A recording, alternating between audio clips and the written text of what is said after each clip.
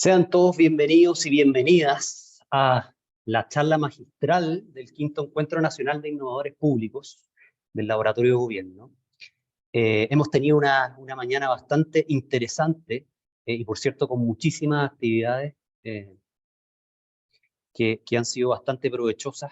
Hemos tenido charlas de expertos, talleres, están concluyendo en este momento los diálogos por un mejor estado, así que hemos tenido, como les digo, una agenda bastante provechosa que vamos a seguir, obviamente, en este momento con una charla quizás de las más esperadas. La tuvimos presencialmente hace algunas semanas y hoy día nos acompaña virtualmente. Estamos orgullosos de contar con la presencia de doña Mariana Mazzucato, una destacada economista, catedrática, ítalo-estadounidense, además reconocida mundialmente por su aporte al fomento de políticas públicas, con un énfasis muy marcado en el crecimiento inteligente, inclusivo y sostenible. Para que quizás la audiencia conozca un poco más de Mariana, ella es profesora de Economía y de la Innovación y el Valor Público en la University College of London, donde además es directora fundadora del Ufficiale, que es el Instituto de Innovación Pública, y a la vez también ha ganado en su prestigiosa carrera una serie de premios internacionales, como el Grande Ufficiale Ordine al Merito de la Repubblica Italiana, el Premio John von Neumann y el Premio además de la Academias Madame de Staël para Valores Culturales, ¿ya? Ha escrito además una serie de libros que ustedes pueden encontrar en librería y que además han sido tremendamente exitosos, como El Estado Emprendedor, donde básicamente toca ciertos mitos del sector público frente al privado, y recientemente además lanzó un libro denominado Misión Económica, o Misión Economía, una guía para cambiar el capitalismo. Además, Mariana, bueno, es asesora de política pública de distintos gobiernos, siempre guiado con el crecimiento sostenible e inclusivo, con foco en la innovación. Actualmente, además, preside el Consejo Económico para la Salud de la OMS y forma parte del Consejo Asesor Económico para el presidente de Sudáfrica, de Escocia y de una serie, además, de otros países, tanto de Europa como Latinoamérica. Quizás también contarles brevemente un poco el formato de la charla. En este caso van a ser 30 minutos de exposición y a la vez también van a haber 10 minutos de preguntas, ¿ya? Es importante que si tienen alguna pregunta para Mariana, la puedan hacer a través del Q&A en la barra de herramientas o preguntas y respuestas. Todas las preguntas obviamente las revisaremos, pero además les damos la opción de que puedan votar por las preguntas en caso que no quieran hacer ustedes una pregunta, votar por las preguntas que más interés les concita, ¿ya? La idea es que podamos con eso tener ahí un número importante o interesante de preguntas a hacer a la invitada, ¿ya? Les contamos además que la charla va a ser en idioma inglés, pero no se preocupen para quienes no hablan inglés, porque como podrán ver en su barra de Zoom, hay una opción de traducción que pueden activar el idioma, en este caso español. Tenemos una traducción simultánea y además también tenemos el lenguaje inclusivo de señas. Aprovecho de saludar a José, que nos está dando todo el lenguaje de señas con foco inclusivo.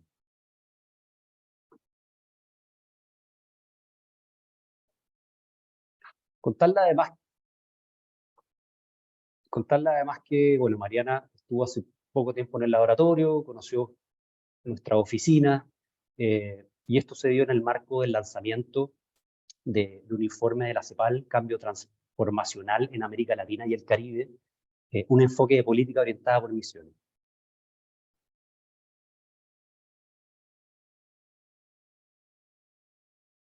Un texto, por cierto, muy interesante que pueden descargar, vamos a compartir ahí a través del link, donde lo que hace básicamente es levantar distintos retos económicos sociales de América Latina y el Caribe, donde manifiesta problemas estructurales, obviamente, de la región, con foco en el modelo de generar misiones que puedan solucionar las problemáticas. Algo de eso nos va a hablar hoy día, ¿ya? Así que no quiero adelantarles más, pero se viene una charla bien interesante.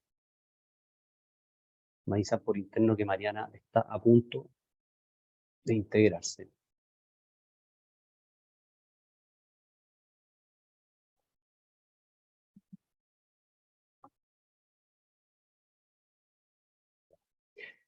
Estamos internamente solucionando algunos inconvenientes técnicos, pero está todo en orden. Debiésemos contar con la presencia de Mariana en algún momento.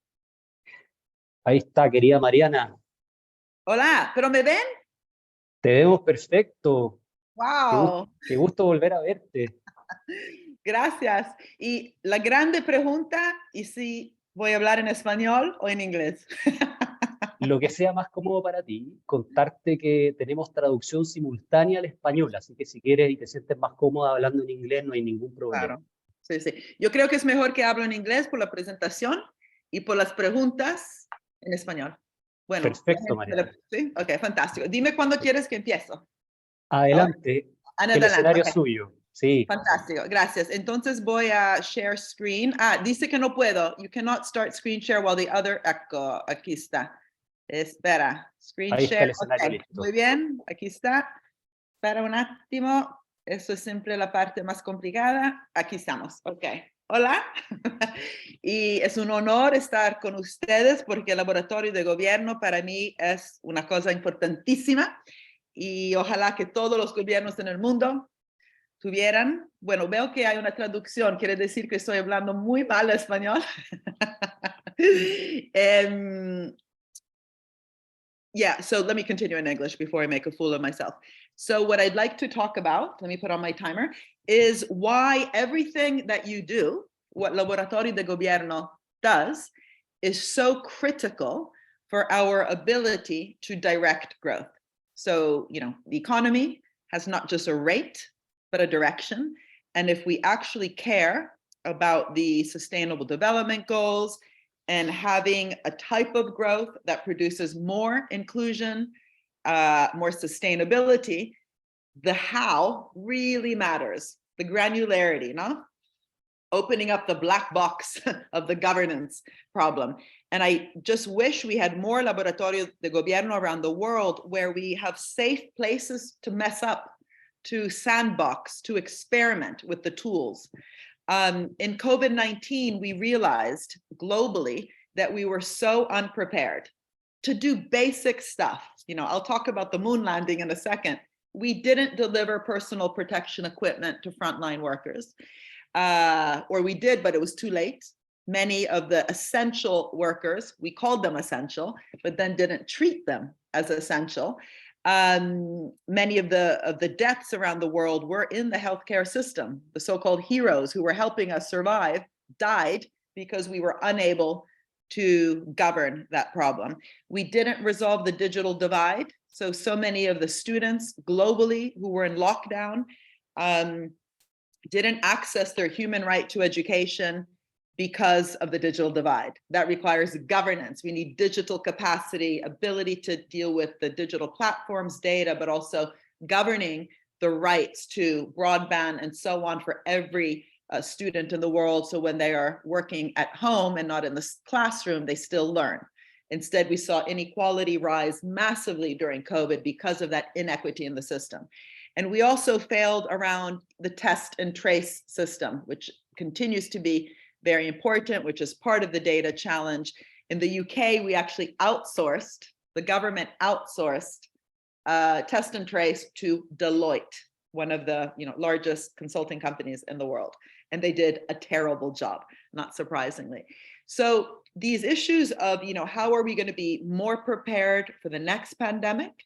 And how can we seriously tackle climate change, not just blah, blah, blah, as Greta Thunberg argues we are doing, and all the teenagers argue we are doing, really requires directing investment, forming new public-private partnerships, and surely having an all-of-government approach.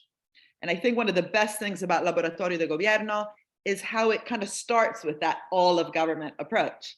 Climate change is not just about renewable energy, it's just as much about nutrition, education, materials, and how do we actually get governments to think about all the different departments and how they work together using their levers like procurement, las compras públicas, as a real lever for innovation that's outcomes oriented.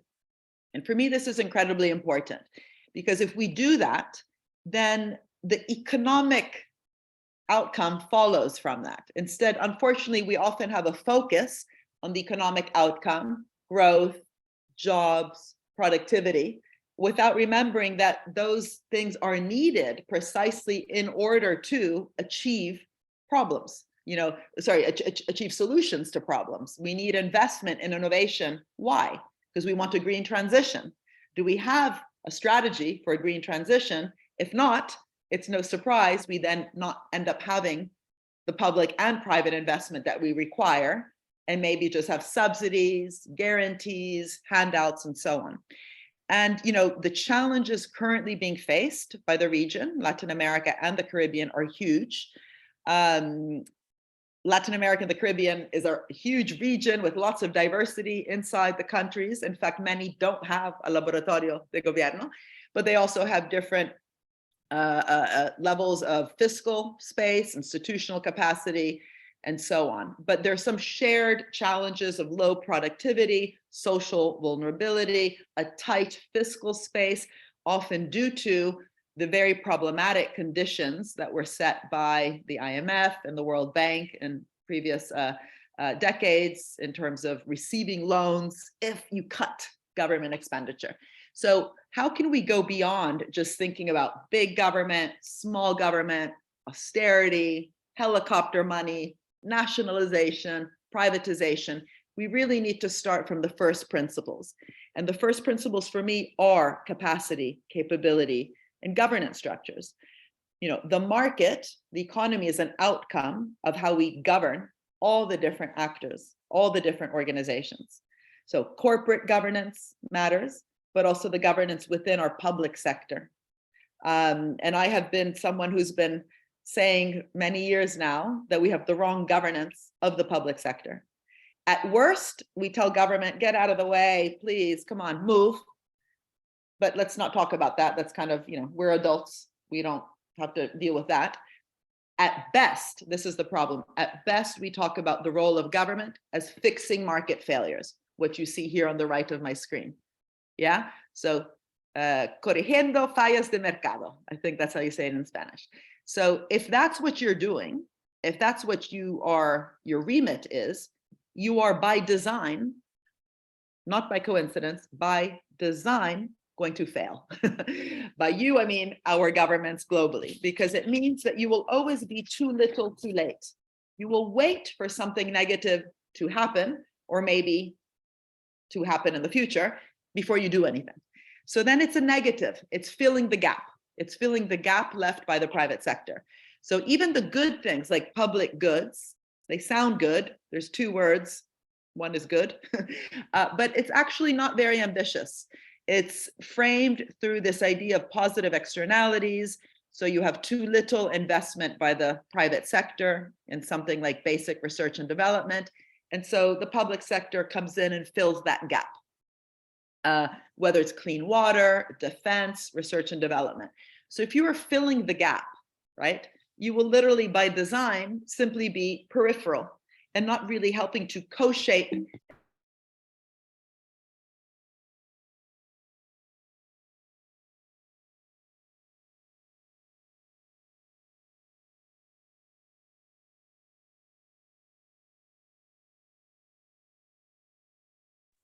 Mariana, you're muted, FYI. Oh my God, since when? A second ago. Oh, thank God. I don't know how that happened. Okay, so yeah, I was just saying that from the previous slide, let me see here, that if we want to move beyond fixing markets, what does it look like to create and shape markets? And this is what my work has tried to do, from El Estado Emprendedor, Valor de las Cosas, Misión Economía. This last one has really been focused more on the recipe. What does it look like? What does it feel like? What does it mean for the policy design to not just always be filling the gap? Not to be a de-risker, but a risk taker. Not to be simply enabling and facilitating, but welcoming the uncertainty, the difficulty. As Kennedy famously said with the Apollo mission, he said, we're doing it because it's hard, not because it's easy, right? That's not the way we talk about policy. We talk about facilitating, the need for the public sector to facilitate, make things easier, fácil, for the private sector. We would never have gone to the moon through de-risking, facilitating, enabling, fixing markets. You want to fall asleep as you say these words, right? It requires much more ambition, proactive investment, shaping and co-creating, and co-investment and collective intelligence towards really difficult problems. And I've been interested in this idea for a long time. I organized a conference back in 2014 that feels like a long time ago, but 1 year before the SDGs, around what does it look like when organizations, whether it's Corfo, DARPA, and so on, actually have a mission, a purpose, that they're going after difficult challenges instead of seeing themselves as market fixing. And I brought together different organizations to share their experience. And today I run the Institute for Innovation and Public Purpose in London at University College London, where we actually host a mission-oriented innovation network. Laboratorio de Gobierno just joined, where organizations share the challenges and opportunities they face when trying to actually shape markets. What does it mean for how you get evaluated by the Treasury? What does it mean for the culture within your institution of risk-taking? What happens when you make a mistake? Because risk-taking means trial and error and error and error. What does it look like to have an all-of-government approach, an outcomes orientation? So all these are really critical. And really the key point here is that for the Sustainable Development Goals, we need to turn them into concrete missions that are as ambitious as going to the moon and back, but also as ambitious as NASA was when it went to the moon, when it actually redesigned the contracts. It thought hard about what it meant to not have excess profits in the system. It thought hard about outcomes-oriented procurement. All these things that, again, Laboratorio de Gobierno, I know, thinks about. We would never have gotten to the moon had NASA thought like modern day policymakers think. And I was lucky enough recently to come to Latin America. That's when I saw some of the people I'm sure who are on the Zoom. I was in Buenos Aires, in Bogota, in Santiago, also promoting this new report I've just written of Cambio Transformacional en América Latina y Caribe, un enfoque de la política orientada por misiones, ¿no? And the idea is that you start with the challenges we face, climate, health, digitalization, and how they're framed around the Sustainable Development Goals, turning into concrete moonshots, which require many sectors to work together. Going to the moon was not just aerospace, it was also nutrition, materials, electronics, software, and climate change is not just renewable energy. It's just, again, about nutrition, mobility systems, materials, how we build cement matters, and then how we transform the levers, grants, loans, procurement, to crowd in those bottom-up solutions towards fulfilling the goal. And in the report, we give different examples, but we also look at what's actually happening in different places across the region, and how sometimes these projects, we need them so that the sum is greater than the parts. And when we don't have a mission, but just a lot of interesting projects, this diagram is the opposite. It's head on, it's the other way. Lots of projects that fall on you as a government without the ability to really align towards mission accomplished. And I've seen this in Europe, by the way, because we have now the recovery program, it's 2 trillion euros, which is conditional on member states having a strategy on climate and digitalization. And every government came up with projects in order to access the recovery, but it literally was this diagram reversed, so it rains down projects to the government, which then without a strategy, without the capability, like you try to foster through your work, it's a wasted crisis, basically. Why is this not moving? There we go. And what's so interesting also with the moon landing was that so much had to be solved along the way, right? These are the projects on the bottom, the blue circles. It's the blue circles that had to be solved to get to the moon. It got us camera phones, athletic shoes, baby formula, CAT scans, and so on. These were solutions to problems. And this, again, is a big mind shift, because sometimes we obsess about the technology, we obsess about the sectors, we obsess about the types of companies like small, medium enterprises, forgetting that the economic growth, which we're trying to achieve, the productivity, the jobs, are often outcomes of the investment. And why do we need investment? To achieve a goal. So having a goal-oriented system with many homework problems along the way ends up producing more economic spillovers than focusing on the economic outcomes as though they were the mission itself, right? So the economic outcomes are the spillovers of the massive collective intelligence that's required to fulfill the goal. And what our missions, we shouldn't use these words just to be what we were doing before and giving it a new word. These must be, bold, inspirational, have a clear direction so we can answer yes or no, ambitious, pushing the frontier, cross-sectoral, interdisciplinary. Interdisciplinary is very important for an academic because we forget that we also need the humanities and the poets to help us to reimagine the future. In Brazil, there's a Museum of Tomorrow, Museo della Mañana, or I'm saying that in Spanish and Portuguese. Mañana, I can't remember how you say it. In Dubai, there's the Museum of the Future, really thinking about the future with the cultural sector in the ways that Roosevelt, after the Great Depression, brought artists into the work project administration was very important. And to then redesign those instruments bottom up, so they really foster that experimentation towards mission accomplished. And we tried in the report to look at different examples of what was happening in the region, from water management as a common good in Panama, from what has being tried right now in the Caribbean for true green tourism. I'm working closely with the Prime Minister of Barbados, Mia Mottley. I'm so inspired by how she thinks about the massive redirection she wants of her economy. Not just around tourism, but she calls it Barbados as life. How do we get the life sciences to also be part of a new way to think of comfort in the region, given the emphasis on tourism there? In Colombia, we work closely in Bogota with Claudia Lopez, the mayor, of what they've been doing in terms of designing a care system, which is truly, both kind of decentralized, but very much focus on key goals and focus on gender parity as one of the outcomes.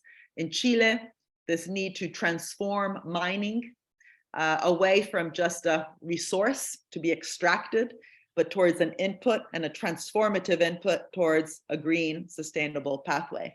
And the idea was, how can we learn from these, to really learn from these seeds that currently are just peripheral, they're not central in the system, to scale up and to become how the system works when we think in that kind of all of government approach, crowding in other forms of finance, having, using the tools like procurement to really create a market. So instead of just having startups, we have scale ups. So to allow market creation through demand, on the demand side of government policy. And, how do we have flexibility, agility, adaptability in the system, accountability. We work recently with the BBC on the notion of public value. What does that look like? Public value in terms of holding the government organization accountable to actually producing something that truly has societal value. And I don't have time in my short talk, but there's all sorts of different things we argue in this report around the need to invest in dynamic capabilities. I recently wrote a report, by the way, with UNDP on that.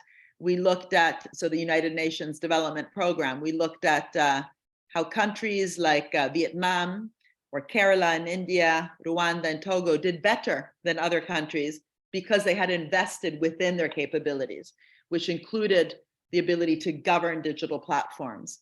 The need to create trust between different actors in the system. Think of all the anti-vax movement that has in some ways been a result of distrust, mistrust in the elite telling us what to do. So how do you build trust? What does it mean for the capability to do that? Tools, dynamic evaluation, going to the moon and back created all those spillovers. Well, how do we measure that? Instead of cost benefit analysis and net present value, what are the tools to measure dynamic spillovers across an economy? The tools to have outcomes orientation to procurement or to budgeting, and participatory budgeting. So bringing co-creation to the system. And that kind of institutional redesign, whether it's a public bank or a state-owned enterprise, and the need for these public innovation labs like Laboratorio de Gobierno, all of this is crucial to the success of actually having a mission-oriented approach. And in my book, Mission Economy, I looked at how, again, going to the moon required that ambition on the design of the tools. The first thing they did in NASA was change how they did procurement, moving it away from cost plus towards a challenge-oriented fixed price procurement with incentives for innovation and quality improvement. So, that was literally the first thing they did, design a tool within their political economic system. They also had a no excess profits clause, which was very important in terms of sharing the rewards, not turning the challenge into a gambling casino, which I would argue we have today in the healthcare industry, where you have Pfizer making billions off the back of public investment, public and private, but is it really right to make billions off a vaccine during a global pandemic and not sharing the knowledge? How do we put conditionality in the public-private relationship to share the knowledge that is created, especially in a global pandemic where millions of people are dying? And public procurement, as I've already mentioned, is a key tool of government policy. And it's not enough to say more or less, it's how do we actually design it to achieve those goals. But also, how do we design a public bank like BNDES in Brazil to have conditional finance instead of just giving out money to sectors who say, help, I need help. How do we make it conditional on those sectors transforming? And there's very interesting examples, like in Germany recently, the KfW, the public bank, provided a large loan to the steel sector, conditional on the sector reducing its material content to become greener. And today they have the greenest steel in the world because of that. So it was due to the contract between public and private that created that kind of additionality and symbiosis. And this is the report I just mentioned we had with UNDP. And then what's important in all of this is to learn. In fact, let me just keep this one up for a minute. Learn how to adapt, learn how to align public services with needs, learn how to govern data and digital platforms, learn how to coordinate and to have that all of government approach, and to govern resilient production systems. It's not enough to rely in the global south on the global north. We need to have that capacity, industrial capacity, in every part of the world if we're going to be able to deal with these difficult challenges. And that kind of learning from experience, I think, is exactly where your own organization, enters. And unfortunately, there's not enough of them. There's just some examples here of similar ones, but I actually think Laboratorio de Gobierno leads globally around this. In Denmark, there was Mind Lab, which was a very important institution, Citra in Finland, but these are also safe places where governments can sandbox new ideas like the ones I was just talking about. The central one also being to make sure that the missions themselves sit on top of any ministry, so we don't get that siloed communication. In fact, another interesting story of the moon landing was that one of the astronauts who died in the Apollo 1 program said, how are we going to get to the moon if we can't even talk between 2 or 3 buildings?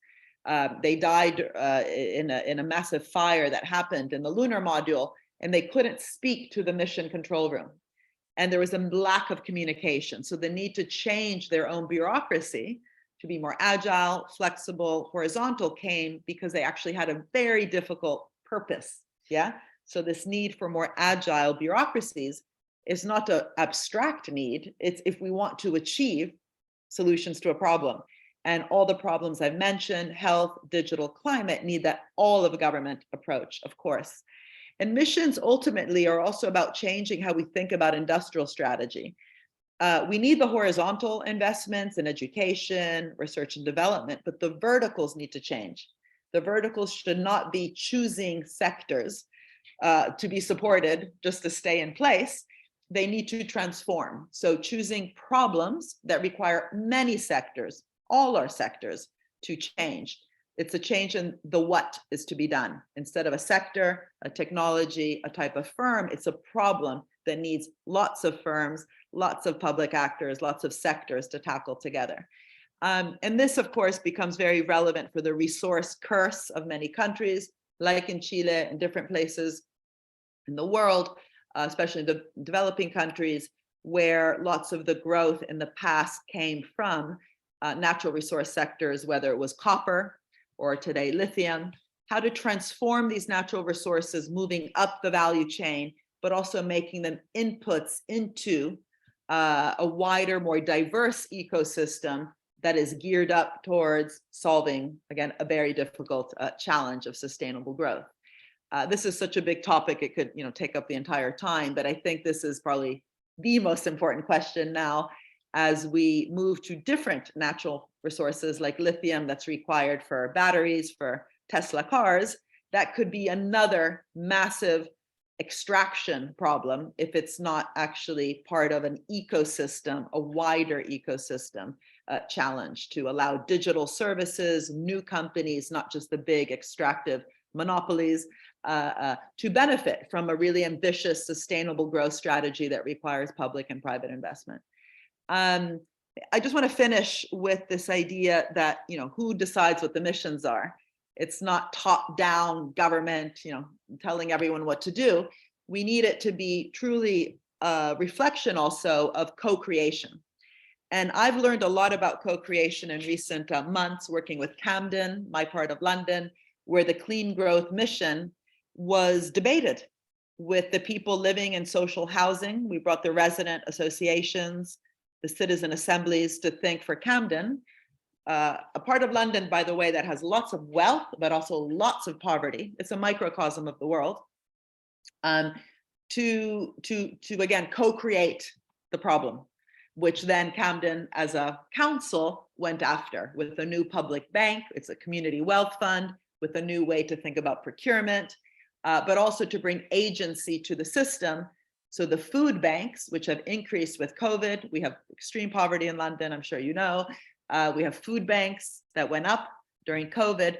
We turn them into cooperatives. So the people benefiting from the service are in charge of the service, right? So a cooperative actually nurturing one's soul of decision-making as well, instead of just receiving the benefits. But also a new deal between the public and the private sectors. When we say the New Deal or the Green Deal, the green, we kind of know what needs to happen. The deal is a new social contract. What does that look like? So again, coming to the issue of participation, we should learn what has been practiced around the world, whether it's around participatory budgeting or citizen assemblies. Where are the interesting practices? What can we learn from them? But also the example in Sweden, where they brought the notion of missions to lunches, the meals given out in schools, and they brought kids into that process. So school lunches in Sweden have to be sustainable, tasty, not just IKEA meatballs. And I don't know if you have IKEA in Chile. Anyway, healthy, tasty, and sustainable. And that has transformed the whole supply chain of food production in Sweden, actually, because school meals, school lunches are the biggest global restaurant chain. So by having an ambition towards a sustainable, healthy lunch, it can transform supply chains, that procurement process, but also bring children in the schools into the process, learning about it through the curriculum. And it can also become a very interesting cultural event. As I mentioned, if you're interested in our work in Camden, you can find the Camden Renewal Commission examples on the website. But we really looked at these social missions, including empowering youth centers where young people go to really be hubs of innovation. Instead of just getting coding classes from Google, what does it mean to put, for example, the data commons, the BBC archive, the National Opera archive inside our public libraries, our community centers, and to really see these places also as central to an innovation system instead of just part of a welfare state. And that idea, again, of bringing citizens to the process of co-creation. For the World Economic Forum, I recently wrote a report. I chaired a council with Ross Shaw from the Rockefeller Foundation on what it also means for that new type of conditionality at the center of public-private partnerships, whether it's in COVID-19 bailouts. We know that in some countries like France, they put conditions attached to the money given to companies, they had to agree to stop avoiding tax, to have greener supply chains, to treat workers and pay workers better as part of that deal, right? What does that look like? How can we learn how to do that in a way that's also helping to spur innovation and not stifle it? Because sometimes companies will argue that any conditionality will hurt innovation. That's not true. But how do we design it properly? And what can we learn where it's done well, including the sharing of the rewards? I've written a lot about that in the past. And you know, this is really a moment, I'm basically done, to think about this, because think of COVID-19, the mission was not the vaccine. The mission was to vaccinate the world. And so what this needs is to design the economy to deliver on the goal. And we failed. We have vaccine apartheid. We have 80% of vaccines being hoarded by 10% of countries. I have the honor of chairing the World Health Organization Council on the Economics of Health for All. It's all women from around the world, all economists thinking, if health for all is the goal, what does it mean for intellectual property rights, for budgeting, for conditionality, around public-private partnerships, for deficit, new ways of thinking about our debt instead of the short-term, long-term. Cost of inaction is greater than the cost of action. It's true for climate. It's true with COVID. So all these are, you know, ideas that then need to be implemented on the ground and learned from, precisely again through the engagement of the global laboratorios de gobierno. But surely, if we can't learn about it during COVID-19 when millions died, then when will we learn? And my final slide really is that we need to be learning from this difficult approach. What does it mean for that direction, instead of just thinking that we can level the playing field? What does it mean for outcomes-oriented tools? What does it mean for the true collaboration in a symbiotic way of public-private actors? What does it mean for the capacity on the ground, the investments within our public administrations that we need, as opposed to thinking that you can just, you know, fix markets? And ultimately, in my institute, this was the brochure we made from the first year. We are celebrating our 5th anniversary, and you're all welcome to come to our big event, which we'll announce soon in March. The idea was really to change the vocabulary away from fixing to co-creating, away from de-risking to welcoming uncertainty, away from leveling to tilting towards a direction, away from picking winners to picking the willing. That's a very different vision of industrial strategy.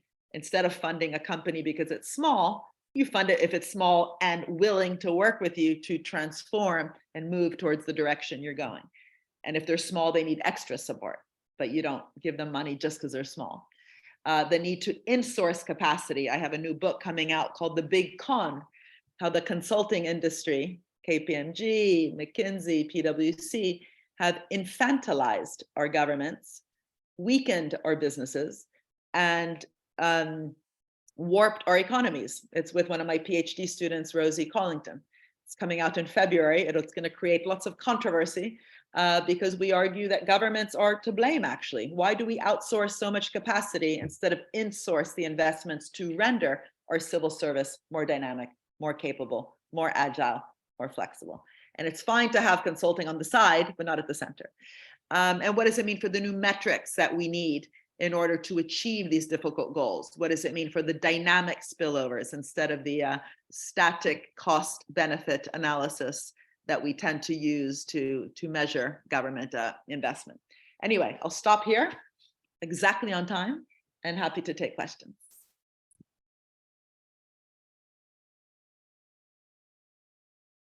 Gracias, Mariana, por tu excelente charla. Efectivamente, coincidimos totalmente además con la visión que tiene respecto a los funcionarios y funcionarias públicas como co-creadoras de valor público. Es uno de los focos centrales de la red de innovadores públicos, lo que nos tiene hoy día acá en esta charla, y no como responsables de corregir el mercado.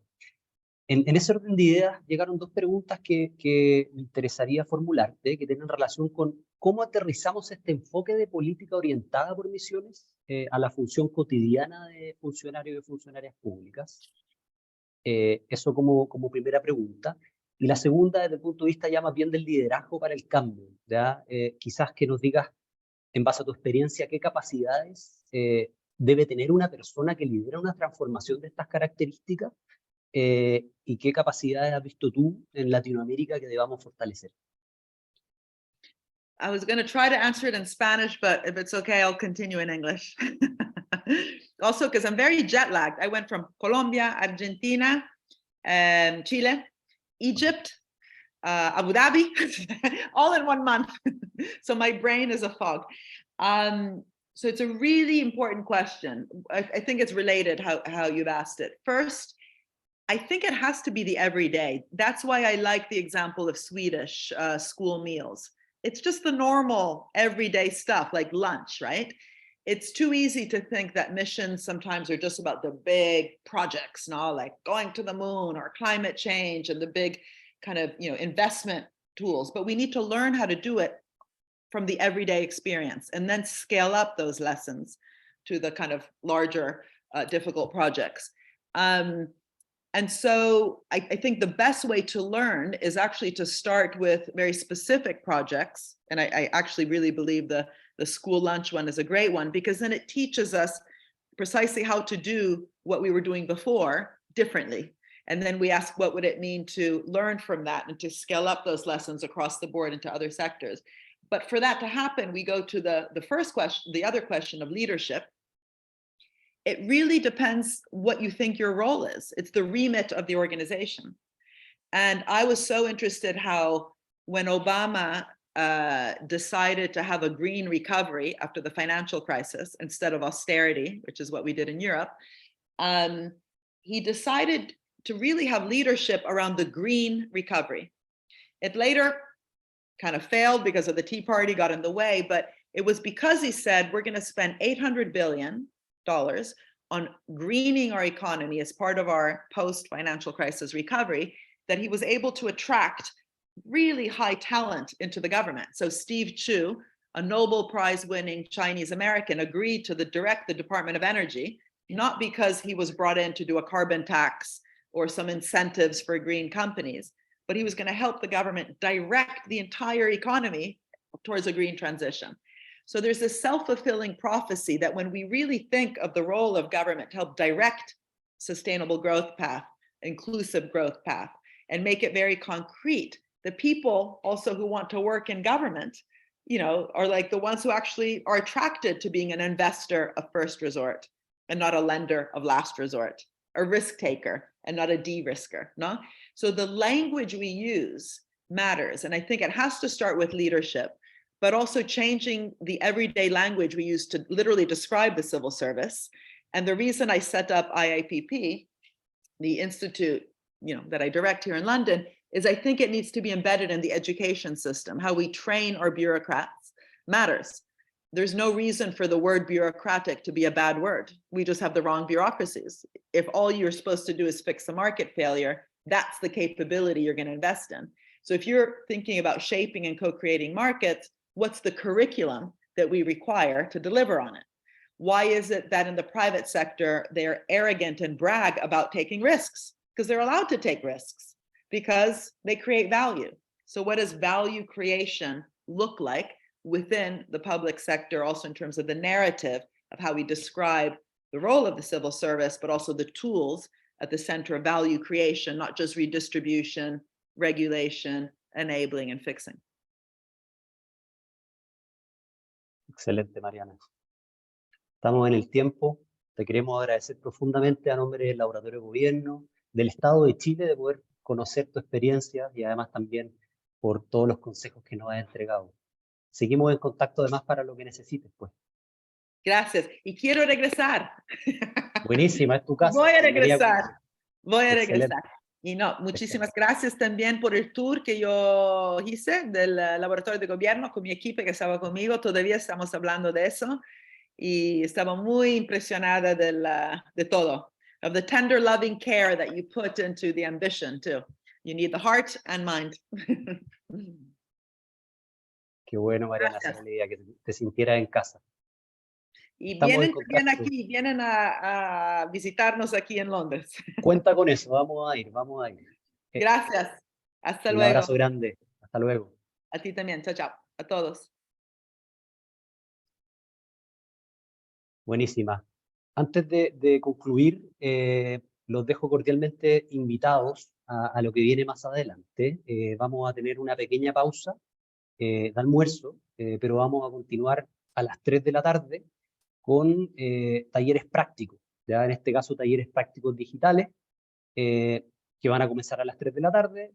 Misma indicación que al inicio, tienen que salir de esta actividad y volver a entrar a través de la plataforma Zoom.